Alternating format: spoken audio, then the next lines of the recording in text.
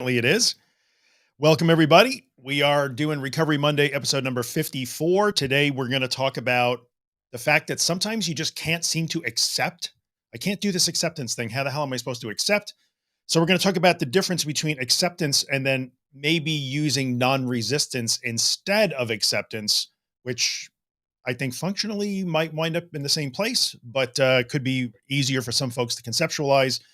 I know that when I posted about this on Instagram and different social media platforms, I got a huge amount of response on this, and a bunch of people asked to talk about it today.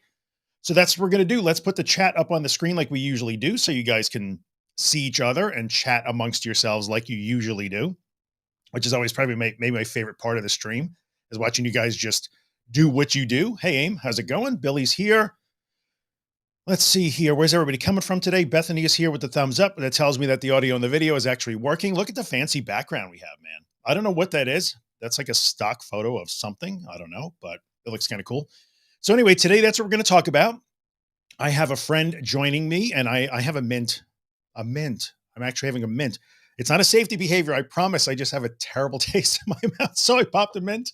So stick with me. I'm going to try not to be super rude about having this mint in my mouth, but I just couldn't take it anymore.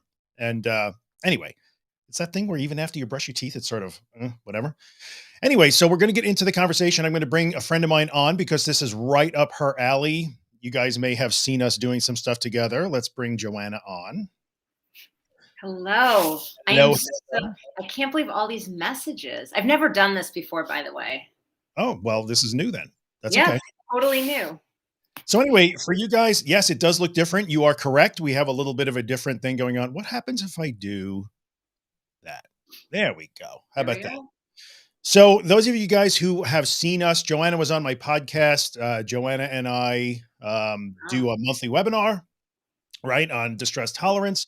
So we've been working a lot together lately. We talk all the time, and this topic is right up her alley. So just a quick introduction to my friend Joanna Hardis here. I will put her up on the screen so that you guys can go and check her out if you would like. This is her Instagram. So Joanna is fancy. Look at that. We're super fancy here. No joke. So Joanna is the real deal. She is a practicing therapist in Cleveland, right? 20 something years. 26th year. Yep. But you're still not legal to drink. How did that happen? I don't know. I really don't. Anyway, Joanna is practicing in Cleveland, Ohio, here in the US of A, and she specializes in anxiety disorders and OCD pretty much exclusively now. Yes. Yes. Mm-hmm. We spend a lot of time talking about doing hard things and tolerating distress and accepting and all of those things. So today's topic, meaning let's go toward non-resistance instead of acceptance. Like I had to get you in on this one. So let's get into it a little bit. So what we'll do, as we usually do, is Joanna and I will chat a little bit, and then we'll kind of scroll back and we'll check out the comments and see what's going on in the chat, and we'll try and answer some questions. But my friend, I will throw it at you first. What do you think? Some people, you know how it is, your clients, that whole acceptance thing, and we're both big fans of ACT, acceptance and commitment therapy. So we'll stumble on the very first letter sometimes as a non-starter for people. How the hell am I supposed to accept this? Right. Yeah. So how do we address that? Right. Well, I think one of the things that confuses people a lot, especially with OCD, is that people think that they have to accept their situation. People think they have to accept and like. They think acceptance and liking are the same thing. Very common. You're right. Right. So they think, well, I have to like what's happening to me. Or they think that I have to be really passive and that I have to accept with passive resignation what's happening to me versus, and so I don't know if that's your experience too, but I think acceptance is just like accepting that this thought or this memory or this sensation or this feeling is just taking up real estate in your head in this moment. Versus it's not about liking it or not liking it. Like it's just there. Yeah. And that's such a hard topic, I think, because acceptance has a positive connotation that does sort of include like you don't have to give it, I love you, man, and give it a big hug, but it's an acknowledgement. It's here. Exactly. The Yeah. reality is, it is there. I mean, Yeah. and to anything but that is just making that's where, like, suffering comes in. It's just like you're fighting against the wave. Yeah, I like that. Anything that's where suffering does come in. And it's funny because as I'm listening to you, my wheels are turning a little bit. And to me, acceptance almost looks like resignation or like, okay, look, fine, I have this is the way it is. So Right. Yeah. so what am I going to do with it now? Exactly. And people forget that acceptance is like, we're not, when we talk about acceptance, it's not, you know, like in 20 minutes. It's in this very moment, Yeah. Yeah. which I think is really hard. I struggle with that too when I'm really gripping down on something, but it's like moment by moment. It's not because people will say to me, I'm accepting what's going to happen in the future. Like, no, no, no, no. It's like right now. Yeah. Yeah, and I think people also think that acceptance is somehow like if I don't accept it, somehow it will get better or it'll go away or I can make it go away. And I think that's really fruitless because if you try to frame acceptance as my acceptance will somehow change the situation, and I'm not going to accept this. It's like, and I use this analogy all the time. It's super oversimplified, but it's like not accepting that the moon is there. You can not accept it all you want, but that is going to change nothing. The moon is there. Right. So what's the point of saying I can't accept that? So maybe we should look at acceptance as more acknowledgement or resignation. It's here and that's it. There's nothing I can Hmm. not that there's nothing I could do about it, but it doesn't help me in any way operationally to say, no, I won't accept. I can't accept. Right. You're already accepting, just begrudgingly. Right. We don't argue that there are clouds in the sky. We Right. accept that, we don't, that there are clouds in the sky or what you hear. We can sort of acknowledge that. But the minute that it becomes about our thoughts or our sensations, it Yeah. becomes so much trickier. It does, and we get emotionally attached, and we're using analogies like clouds and the moon, and I can speak for both of us. I think we understand how difficult this is. It's not the clouds and the moon; it's how you feel, and it feels important, and it feels dangerous. I understand, but I think coming to the realization that choosing to not, I won't accept this. I can't accept it.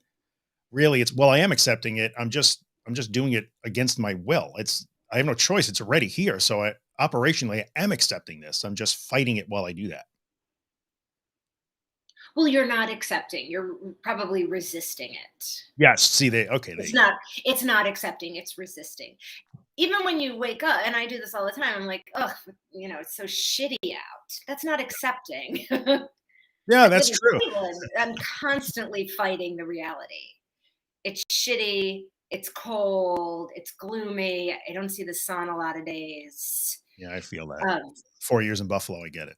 So, oh, yeah, right, right. yeah, yeah, that was tough. But I love how you said that's resist so the social media post that prompted this whole thing was that, like, it's resistance. So you can say you're not accepting, but then all you're really doing is resisting. Right.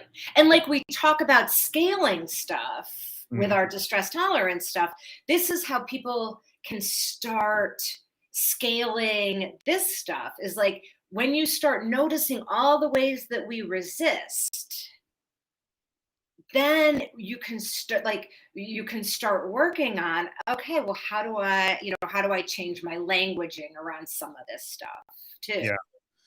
Yeah, that's a good point. How do I change my language? How do I change my behavior? How do I change my reaction? Like acceptance isn't sort of a state of mind in so many ways. Acceptance is something you can demonstrate, I think. You can't do acceptance. You can only demonstrate acceptance, which is really demonstrating non-resistance from in my Moment by sense. moment. Right. Yeah. Right. Like there are a lot of little ways, like, there are a lot of little ways. Like I think if we think about scale, Mhm. obviously people are coming here because they struggle to accept. They're resisting stuff that's really highly distressing and high intensity arousal.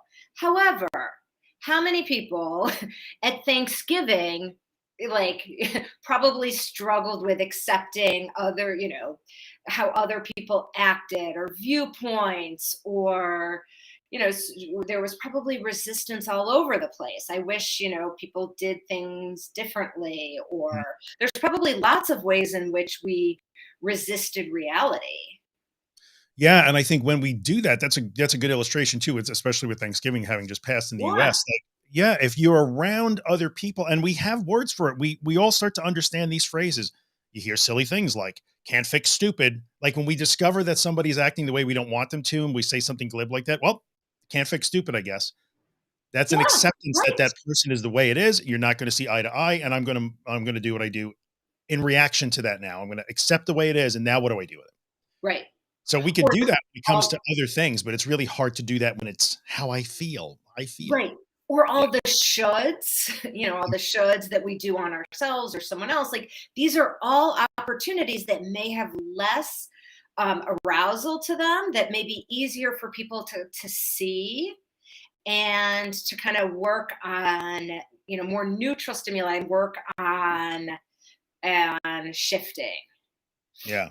That's a great quote, Sam. I just put, if you think you're enlightened, try spending a week with your family. That's Oh my gosh. a great Point quote. it out so much. Yeah. Thank you for that. I I appreciate love that. that. Yeah, that's That's really good. So fantastic. so in the end, we go from like, well, I can't accept this to like, okay, let's shift gears then. Let's just say instead of trying to accept it, let's try to not resist it. Because that might be easier operationally for people to comprehend.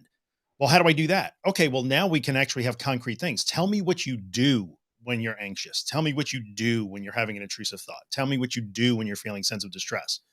Oh, I snap a rubber band. I call my husband. I sniff a lavender oil, whatever. Like you can think of a million things that you do. I pace back and forth. I do, oh my God, oh my God. I go to the Facebook group. I listen to a podcast. Okay.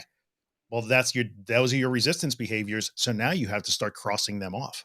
Don't do that. Hmm. I don't know. I mean, what you have thoughts on that?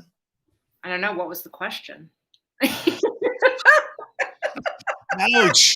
Bam. Mic drop by Joanna. All right. I'm just going to I don't slide off know. this I think minutes I or so. lost it somewhere. Yeah, it's okay. There Probably really was. isn't. I think it's not a question. It's a matter of for somebody who's saying, I'm really having a hard time accepting.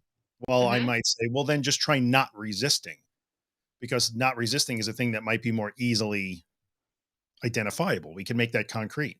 Stop doing things. Right. But it doesn't really help you ex- accept. But it doesn't really help accept. I don't think. I don't know. I don't know.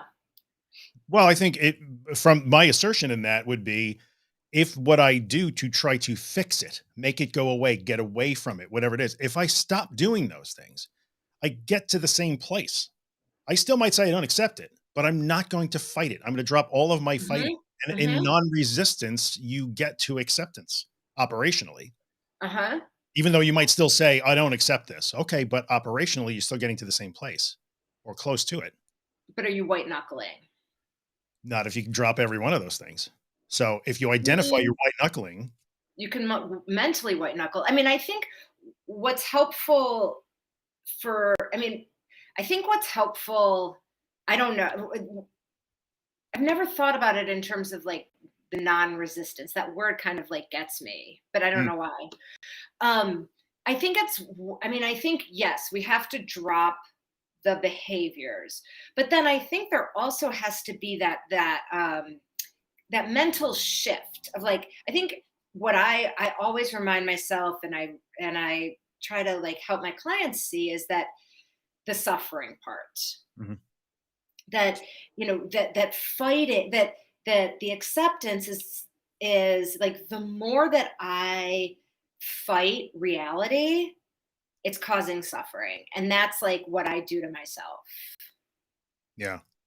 And so if I can like get rid of those behaviors, but then like loosen my grip on the present moment, Mhm. Yeah, I get and that. like and it's really like, just like, and I literally will like open up my hands, drop my shoulders, loosen my breath, Mhm. and like remind myself, like, the suffering's on me. Like all that shit I put on it is on me, about like it shouldn't be like this, all that other stuff.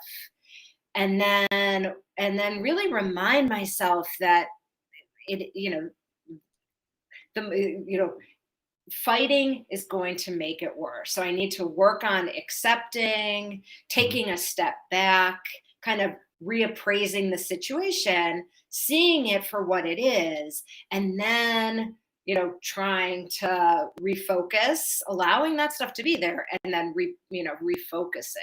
Yeah. But I I like think that cognitive stuff has to be there. Oh yeah, no, you know what? I don't disagree. I think you make a really excellent point for sure. Like you can drop a bunch of behaviors, overt physical behaviors, but there are those cognitive responses too. But I think you cannot. I don't know if you could get to the point, and this is almost specifically addressed to the people who are resisting, like, no, I can't accept that. You don't understand, I can't accept. Okay, well, if we start with the behaviors first, Absolutely. Yeah, you'll for strip sure. it down to there's nothing left except that cognitive part. Yeah, for sure. For Yeah. sure. Yeah. 100%. Yeah. Right. So it is definitely a combination. And this is kind of cool because you guys are actually watching. We did not talk about this. This is No, like, hey, never. here's the topic. See you at 2 o'clock. And so we're kind of working out in real time, which I Mhm. really I dig. Mhm. Um, so the whole idea, I think somebody, Bethany in the comments had said, I put the chat up here. Hang on here. I don't know how you do this is so distracting. I'm used to it now. So, Wow. I'm so she so says, impressed. This is yeah. why I ride your coattails. Accept has a positive connotation for many people, and ceasing resistance can sound more neutral, which I like. You're right. There's no positive, or there's actually more of a negative connotation, I think, in non-resistance because it's brutal. Like I use the term surrender because that's what it is. There's no mistaking that. So non-resistance mean, yeah, you will feel all of the things and you will think all of the things. Correct. And I'm also like a big proponent of renaming. Hmm. So I really believe that what sets us up, what sets people up is with this whole acceptance thing. I mean, I think with any anxiety work, it is when people, hold on, my brain's going too fast. I think when we're working to accept Mhm. really uncomfortable sensations in our body, or really uncomfortable feelings, or really distressing thoughts or memories, or whatever goes on under the hood, I think I am becoming more and more firm that we've also got to rename stuff. And what I mean by that is, you know, and what rename and get more granular about what is going on. So if someone says to me, do I have to accept that I'm freaking out or that I feel bad? What I try to get them to do is, okay, well, feeling bad is like really vague, but I'll say, like, yeah, you have to accept that right now you're feeling really intense arousal, or you have to accept that you're feeling distressed. The meaning that you make of that is probably going to make or break how you proceed. But what we know from like so much data is that, how we appraise what we're feeling is often wrong. And if we appraise, what the initial reaction when people are feeling that kind of distress is often so catastrophic and so it's often wrong. So if we don't help people get more granular and say, yeah, I'm feeling a lot of distress, or I'm Mhm. feeling like intense feelings of arousal with uncertainty, that I can either rename as like excitement, or the flip side, which is like fear. Mhm. And if I say fear, I'm probably going to want to avoid it. But if I can kind of like wiggle my way in to say some excitement, and this is a challenge and an opportunity, which, believe it or not, I do help people do, Yeah. I might be able to move the dial to the right. Yeah, which I like that too, that getting granular as opposed to it feels bad or what am I feeling right now? What exactly am I feeling? Well, Yes. I feel like I am about to lose my mind is a very specific statement. And it can help you drop the resistance and get it into a little bit more neutral place. Okay, so now I know exactly what I'm afraid of. So what can I And do that with is that? right. And that is a thought, not a feeling. Yes, okay, that's which I love. I think, oh, you know what? See, that was worth the price of admission right there, guys. Yes. Yes. So, like, I So, think that I am going to lose my mind. I think that I am dying. and if we use diffusion, I am aware, and this is why I may drive people crazy, but it's useful, the Mhm, granularity. I am aware I'm having the thought that I can lose my mind, that I may lose my mind. mhm. Yeah, And then I'll say, okay, like, okay, and where do you feel it in your body? And how do you feel? But people will say, I feel like I'm going to lose my mind. Well, that's a thought. That's not a feeling. And that's not a sensation. yeah, But the more distance that we can get, the better. It slows people down. And then we can get more precise about like what they actually feel in their body. And then they may be able to ride it out. And then eventually, especially if I'm working one on one, mhm. choose to not engage in the behavior to make it go away. Right, and I And 'cause then so they feel so good. yeah, because if you define it a little bit more, I think that helps with that. Okay, well, now I know what I'm gonna do. This is what it was. So what are you gonna do to keep from going crazy then? Well, I normally would do this, like pinch my face. Okay, so now we have clues now. Now you can stop pinching your face. But it still feels like, no, no, you're still thinking. You have feelings and you think. So I like that. It helps you start to drop that resistance, and hopefully get to that acceptance point that you Right. can't get to at first. You can't jump right Right. to acceptance. And you can observe it. Okay, well, that's a thought. Can you Mhm. accept that the thought is taking up residence in your head Yeah. Yeah. versus like this is what you are? Some of these concepts I think are so subtle and they're so I different and know. it's so individual and it's in the moment and you I might know. feel differently about it on Thursday than you do on Wednesday. Yeah. So it's really hard. And I think it's really important for us to say like we can have this discussion. I love having it here in the open too for people to see, but there's no like concrete, okay, we'll do this and then it will feel better. We can't unfortunately it never leads to that. It's I just know. concepts you have to work on yourself to a certain extent. But you know. So Well, should we what? okay. Nope. I jumped all over you. I'm sorry. No, I mean, I think this is also why meditation and some kind of mindful awareness is 100% essential for anyone working on shifting their relationship with anxiety Mhm. because you begin to practice this in a more neutral setting.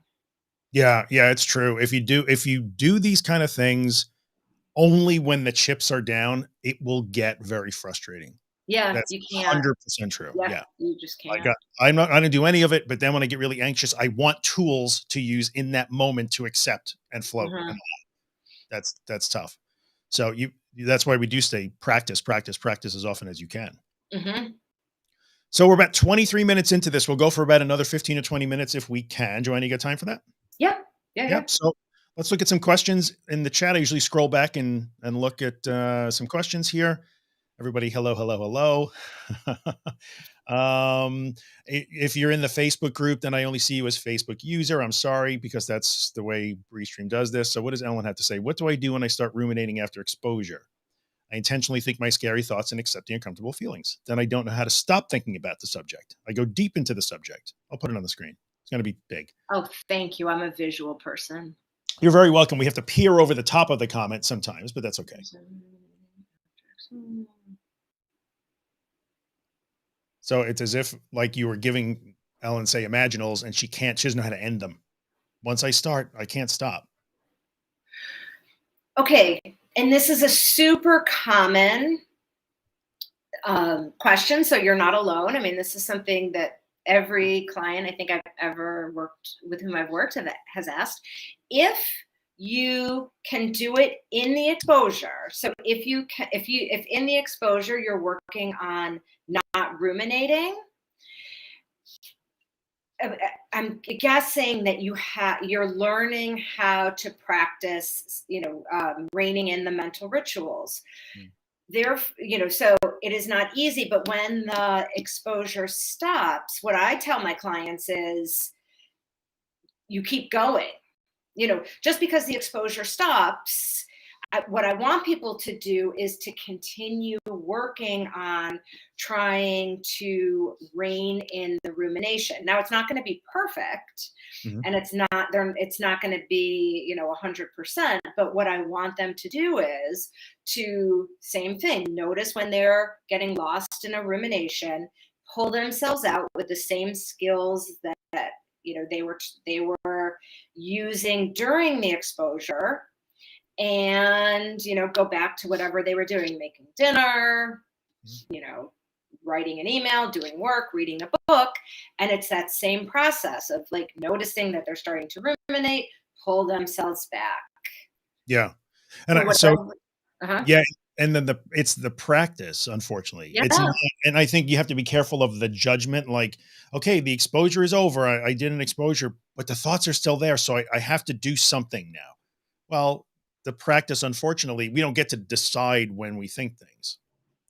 So, and I think it's important to say, hey, Connie's here. Hey, Connie. So I think it's important to be able to say, when I do that exposure, that planned thought exposure, ERP of some kind, it sounds like in Ellen's case, I'm choosing to think. But even though the exposure is over, we don't get to decide, I won't think that anymore. It's not a switch. So there's a certain amount of, here's the word, acceptance or understanding that, yes, that might be a continuous practice throughout the day when you have to. Mhm. So, yeah, Mhm. It's not easy. really, really hard to do. Yeah. And I think it's like every win is noticing, oh, I've gone off. And when you bring yourself back, that's a Mhm. win. Yeah, thank you for saying that. So it's so important. That is a win. The fact that you're That's a having win. the thoughts is not a loss. It's No, no, no, no. catching in the practice is the win. Yeah, So, yeah, yeah, yeah. very good. Love Having it. the thoughts that you're normal, that's typical. Yeah, yeah. Let's go to another question here. This is a good one. It says, Laisha, hope I'm saying that right. How do you know if you're truly accepting? That's a that's a good question. And I don't know if there's a hard answer. I don't know if there's a black and white answer to that. I think it's I think you don't know necessarily, but Mhm, the indicators would be, how much am I fighting? mhm, And sometimes I think the indicator, or the, what's the word I'm looking for? The indicator of progress toward acceptance is, how scared am I? And this is going to sound crappy, but like, the more scared you are and letting yourself be scared, the more you are probably moving toward acceptance. Does that make sense? And then mhm. Yeah. that's a good indicator, because if you're not trying to save yourself, then you are moving toward acceptance. When do you get there? I don't know. I don't know how to answer that. I don't know if there's an answer to that. And I don't think it's a light switch. No. I think if you've had a hard day, I think it's like moment by moment. So I think it can change throughout the day. It changes based on your situation. I think it changes, more stressed out. I think if you're tired, you're hungry, you're stressed out, Hmm. you may notice on certain days that you're just like, you may fight, you may resist more. Yeah, and you're right. It's like kind of a little bit of a roller coaster. Sometimes it'll Yeah. feel easier and you'll feel more accepting. Other days you feel like you're fighting. That's okay. Yeah. Yeah. I Definitely. think it's noticing. Again, the win is you notice. So whereas before you may not have even considered these concepts, now you're thinking about it, you're noticing, you're able to say, oh, I'm struggling more, and I need, and I can get myself into a more willing place. Mhm. You know what's great? The that ACT video series on the struggle switch. Oh, I've seen that. Yeah, we should put up that link. Yeah, there's so much good, like the act metaphors and the act. There's so Yeah, many good stuff. There's so much good stuff about that. Yeah, I because can the put that one struggle switch one up. Mhm. is so good for acceptance. Because they Yeah, say, if the struggle switches on, you're not accepting. But when the struggle switches off, you're accepting. I am going to. This is good. It's a Russ Harris. It's like an animated Yeah. video. You're talking about that one. It's about a 3 minute. Yes. I will. Yes. I'll post them. They're good. Um, It's great. Yeah, I'll put them up there. They're probably really helpful. Uh, Hmm. good answer though. I love the acknowledgement that, like, hey, you're even thinking, the fact that you're even asking a question about acceptance is an indicator that you're moving toward acceptance. Yes. Because back in the day, when you first start this journey, it's no, no, no. I snap rubber bands and I drink cold water and I call my partner. That's just what you do. Like, don't tell me not to do that. So now the fact that you're even asking the question is a really good indicator of what's going on. So very good. Let's pop up another one here. Ken asks, so when I choose to deep breathe and relax while having anxiety, am I accepting or am I trying to get rid of that? Excellent question. Super common question. Yeah. I don't know, Ken. What's the function of doing it? That's right. The answer is, what's the intent? And I come back to Hmm. this all the time. The intent is what defines that. So Hmm. I can't know why you're doing that or not. Are you doing that Mhm. as a navigation tool, or are you doing that hoping that if you deep breathe, you will get it to go away? So again, it's very subtle. You might be both, Mhm. might be both. Mhm. Because I think it's important to recognize that every human being is going to want it to go away. There's no doubt about that. I think you cannot engineer that completely out of it. So if you're going to use tools to navigate through and allow, some part of your brain is still trying to make it go away. I don't think we can avoid that. Mm-mm. I agree. Yeah. So intent matters there. Let's go down and see what else we got. Oh, Christine knows my Buffalo weather. Cleveland, though. I think you might have it worse. I don't know. I'm from Cleveland, Rochester Buffalo. too. Oh, geez. Hey, have you never been in the sun? Is that the problem here? No, So- what is wrong with my where I live? I know. oh, very funny. I All have right. no idea what good weather is. Um, I love reading these.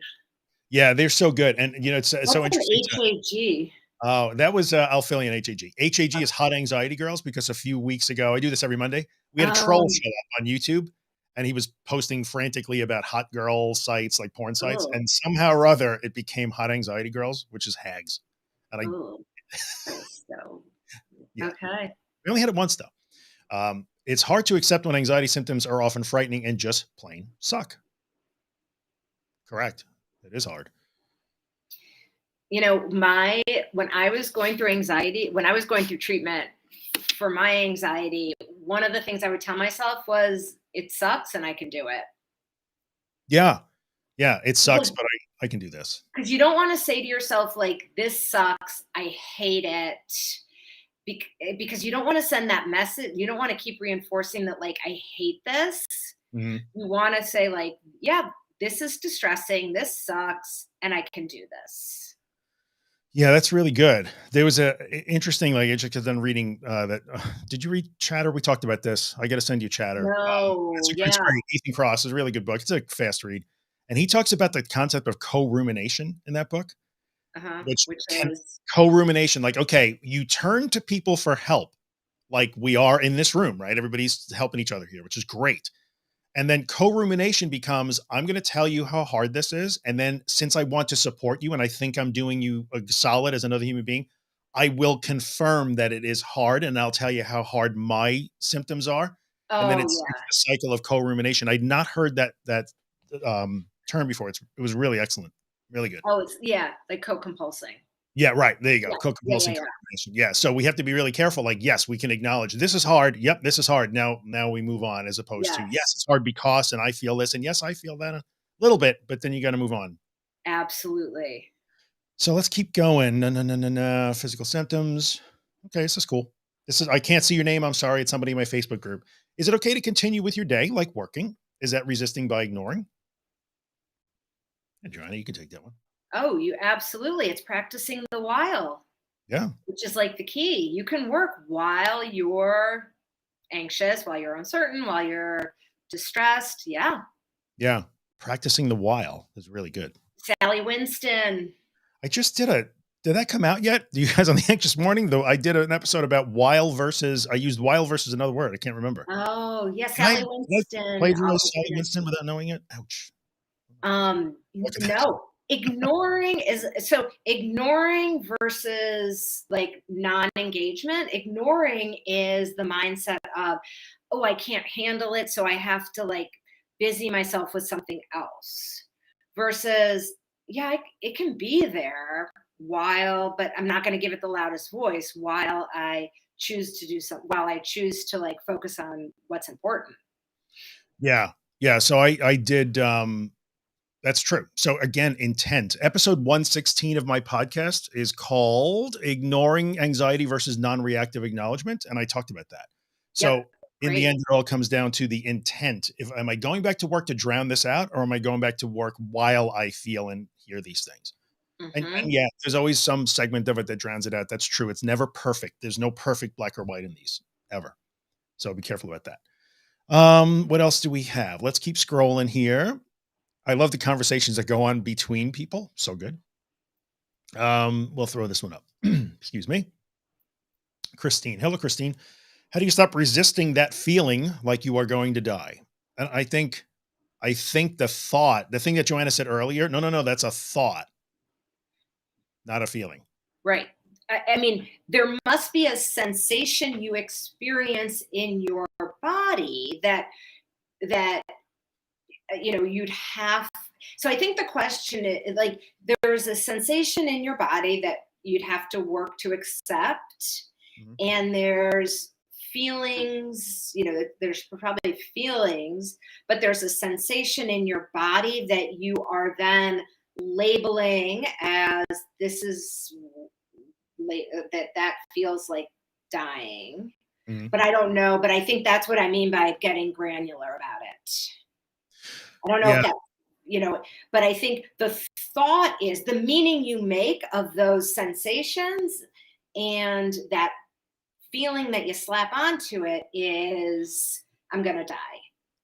I can tell you unequivocally in my own lived experience that that interpretation is exactly what created my panic disorder in 1986. 100%. Huh? I had never experienced those sensations before and those thoughts. I did not understand what a panic attack was. And the first time it ever happened, I literally drew the conclusion instantly, this is what it feels like at the end of your life. And that turned very quickly into panic disorder because then Yeah. I could not allow it to happen again. But here's also the thing, because I worked 13 years in an eating disorder facility. Mhm. You can take someone and deprive them of food. If someone doesn't eat well, Mhm. and I don't mean like Michelin starred eating, but I mean if you skip meals and then get tired, you feel like you're crawling out of your skin. So Mhm. you begin to get obsessive and you feel like you're crawling out of your skin. And some people will say they feel like they're about to have a panic attack. Now, are you going to label them as having an anxiety disorder? No, they're hungry. They are incredibly hungry. So we Yeah. have to be very, very careful because sometimes we label things as like mental when they are really that the person is their sleep is out of whack, they're not eating consistently, they may be dehydrated, and that's making their affective things, their mood things, so much worse.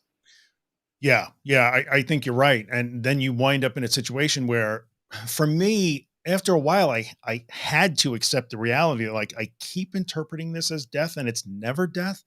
So, understandably, in the Yeah. beginning, I get that because unless you get some immediate intervention in the form of constructive assurance or psychoeducation, you can fall into that trap, like I did, and like many people here did. I get that. But then at some point there's that realization, like it keeps not killing me. I don't so clearly I'm wrong about this. It doesn't make it easier. It's not like I turn the switch off, but that there was a level of acceptance, at least in recognizing that also. Yes, you're totally right. It keeps You're not killing. absolutely right. I went off on a Yeah. No, no, no, no. No, what you said was I think yeah.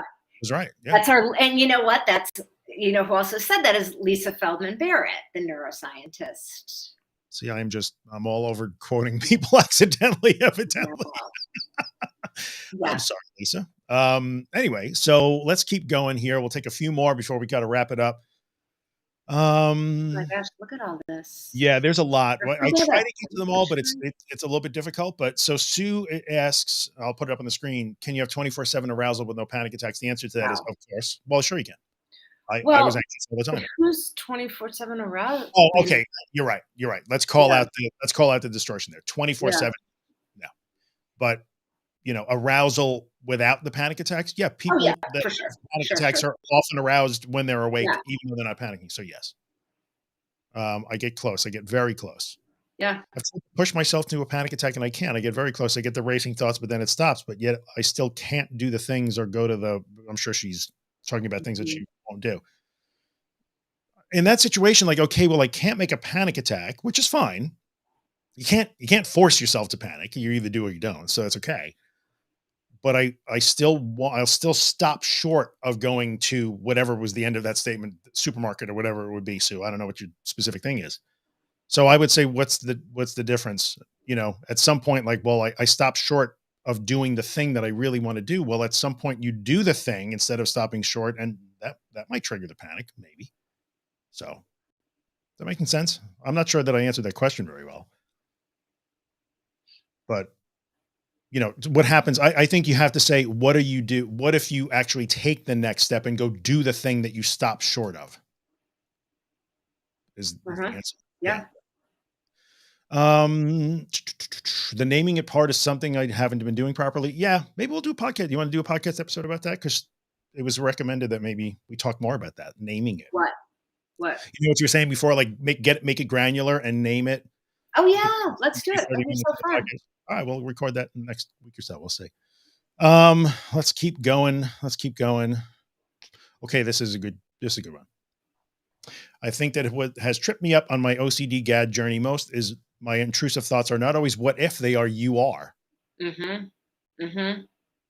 I'm guessing you see this every day. Mhm.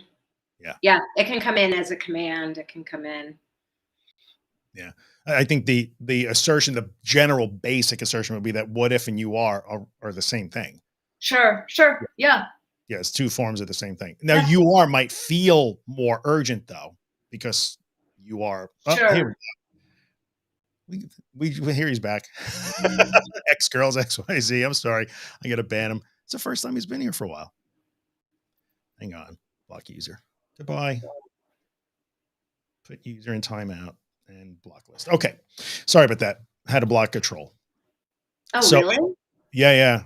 You could see it Wow, and you're so good at multitasking. I would be so I am yeah, not a good multitasker.